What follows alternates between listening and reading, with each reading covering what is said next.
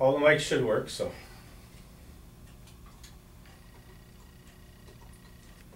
I want to welcome everyone to the Learning Clinic on CKLU 96.7 FM, or if you would prefer to listen to us on the internet, go to cklu.ca and just go to the section on the website where you tune in. As I was telling you earlier, I have two special guests with me this afternoon from the Northern Center for Advanced Technology, or what most people in the suburb would refer to as Norcat. We have Greg Major, and Greg is the Manager of Training Development, and we have Dan St. Onge, who is the Manager of Training Production. We're going to really basically ask Greg and Dan just to let us know what the Northern Center for Advanced Technology is all about, what it does. People who are familiar with the Sudbury area, and probably most places in Northern Ontario, understand that Norcat provides a lot of training and development programs for a number of sectors, and mainly the mining, manufacturing, oil, gas, healthcare, and construction sectors. But I know, because I'm a lifelong resident of Sudbury, that Norcat is a whole lot different than what the Norcat was in 1995. There's a huge variety of services that are currently being provided. So let's get on with the show. We have about an hour, less than an hour, and we're going to really try to dig into just what Norcat's all about and how Norcat helps people advance their careers and get qualified for their careers. Greg, do you want to start off as Manager of Training Development? What can you tell us about Norcat? Thanks, Bob. Norcat, again, started in 1995. Again, like you had said, has changed quite a bit. To 2013, we offer so much more compared to the original days. I mean, just to start, in the original days, I started not in 95, but a couple of years after that. I remember coming into Norcat and just, I would get nobody through the door. And I thought to myself, I don't know about this whole Norcat thing. I think maybe I'll stick around with my other job. Norcat did progress, and progressed in a good way. Less standard, here's a 2-hour course, you now have access to site A or B at either Vale or Extrata, and that's what we're known for, is a training institute. And basically, just for my own thinking, I can remember where if you wanted to go on to any kind of mining property, you had to have some kind of initial training, right? You had to be what they call Norcatted. Norcatted. Norcatted, which is a real nice slang I don't mind hearing. People still say it. And that's still one of our major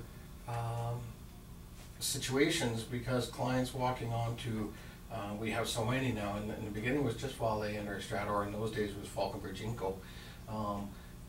Those companies want to make sure that when a client enters their property to do a job, whether it's replacing a light bulb or administering something, is that they are trained to within a certain range. They want to know that they know the acting regs pertaining to their positions. So we deal with organizations. Well, we still got Vale and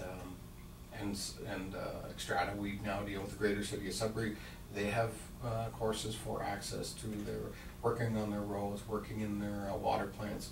We deal with Tembec, etc. So they've all kind of gotten together and realized that there is a standard, and Norcat does it well. So Norcat has a similar situation with most of those, putting out courses and having clients do the courses, pass successfully, to let the companies know that when that client enters their property, they've passed with a minimum requirement. In most cases, it is 80%. Okay. And when I look at you and Greg, you and Dan, and I see Manager of Training Production and Manager of Training Development, what's the big difference? Because you're talking about a lot of training that people have to have as kind of a minimum standard to even get on the property. Dan, do you, don't want to interrupt you, Greg, no. Do you kind of put together the curriculum? Go ahead, Dan. We kind of move in the same direction, sometimes dealing with different clients, but for the most part, it's all training. And it depends on whether or not you're coming in-house, let's say, you've booked training to get on mine property, you have to do testing for it afterwards, would you prefer to do your training online? That's more my department. Call in, we get you set up with your WMIS, TDG, confined space, so on and so forth. We customize training as well for you, so if a company that Greg moreover deals with is wanting to update some of the online training that they already do, or would like to add, in addition to what's currently out there, another training course, the office that I'm working with is moreover the ones that are putting together, with the regs, putting together the online training program that you will be doing online or in-house. So really that if I'm a company and I need some training, there's certain certification that I need, there's certain bits of training that I need because of government regulations or whatever, but if I want something enhanced or something special over and above that, you guys can actually customize the training program Absolutely. to suit the company? Absolutely. Well, that's great. Many companies have come that way. Everybody will come to us with a PowerPoint presentation or a pile of papers and say, this is what we've done in the past to make all of our people know our emergency procedures or our guidelines for healthcare. And they've come to us with the companies becoming bigger and the regulations becoming a little tighter and wanting things a little bit more uniform. They'll come to Norcat, they'll go to Dan, bam, bam, bam, we'll work with them to come up with an online package that works for their company. So you get clients then that would be coming back to you time and time again because once they've got that training program developed, if they want to have any adjustments or any alterations to it, then it becomes easier to come to someone who's already kind of manufactured the original production? We got them hooked, Bob. Yeah, At that point we got them that's what it hooked. sounds like. Yeah. I've got a mortgage, Bob. Yeah. Yeah. So you gotta come back, no, but that's, and I'll tell you what's refreshing about that is that you're starting to see so many of these companies now that that they're unique in what they do. And the people who are coming in and being trained, it's not like, okay, if you've seen a mine, you've seen a mine. Like you've seen all mines. You can get trained and you're okay for any different company.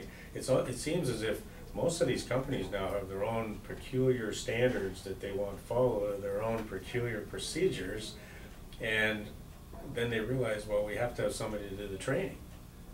So am I close to figuring out that this is almost how Norcat has evolved to not just, okay, come and we'll give you your government certification so that everybody's standard, but also come and we'll help you make sure that your employees are trained and qualified to meet your standards as well as the government standards. Is that close? That is one of the things we have brought up, and I mean, everybody's got some ideas.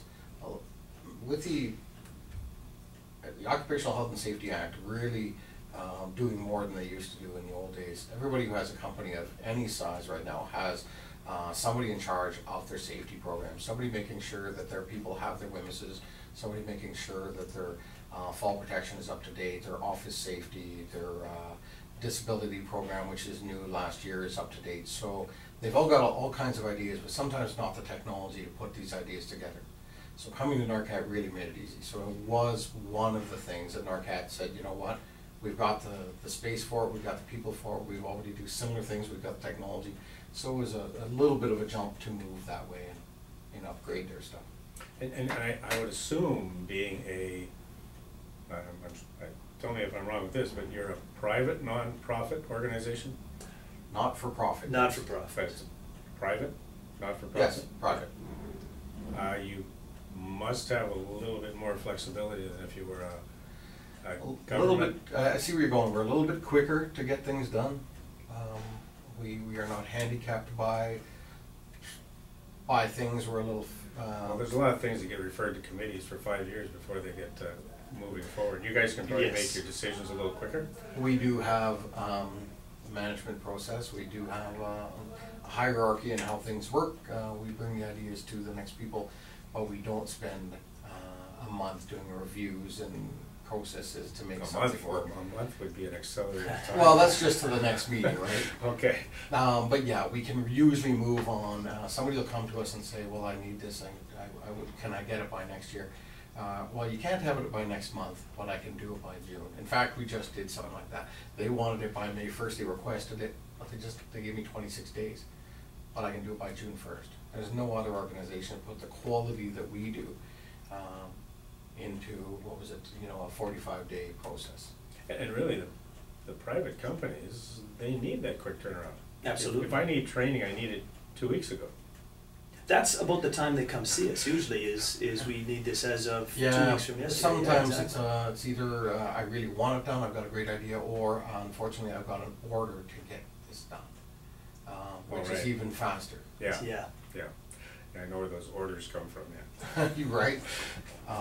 Yeah, so that's one of our strengths, is that smaller company, but yet we still have the technology and still have the skilled people to get it done. Hey, I interrupted you when you were 30 seconds into your talk, but go ahead, finish off what you were trying to get to. Or did we cover a lot of it? I think we got it all in that process. Yeah, I think so. There's a couple of other things that Norcat, does. Since the '95, we have the Common Core. Everybody in Sudbury knows. Everybody knows Common Core. But there's a misconception on Common Core. Everybody assumes a Common Core is meant for working underground. I want to be a miner. I need my Common Core, and that's number one. In Sudbury, there's the Common Core, which is basically a standards. You can do all these standards. You meet into this book. Trainers drill you, train you, and mark you off as competent. You're able to be a miner. Basics. Those are the basics. And I think I can't let this go by because a lot of people may think it's a classroom setting, but you're actually in a working mine, aren't you? When Sure, we've got a. Can you explain that? Because this isn't just a video production in a nice, comfortable classroom. We're lucky enough to have a long-term situation with Xstrata. We have our operating mine. It's 2.2 kilometers long. We train 24 people a month. We start groups of 12 every 2 weeks. And the training for Common Core itself is a month long. Okay, we also have other companies in the Sudbury area, in Ontario, doing training in there, their own thing. They do experiments in there. They work with shock creating process. A couple of years ago we had plants in there with special lighting to see how that would work underground. It was really quite interesting. So 2.2 of operating mine, 2.2 kilometers is actually a really nice situation that, luckily for Dan and I, not everybody happens to have. That sounds big. Oh, it's a fantastic set. It is big, and the mine manager walks you around, and he's very proud of his mine, and as well he should be. He takes me to every heading and shows me exactly what they're doing. Our crew up there is top notch.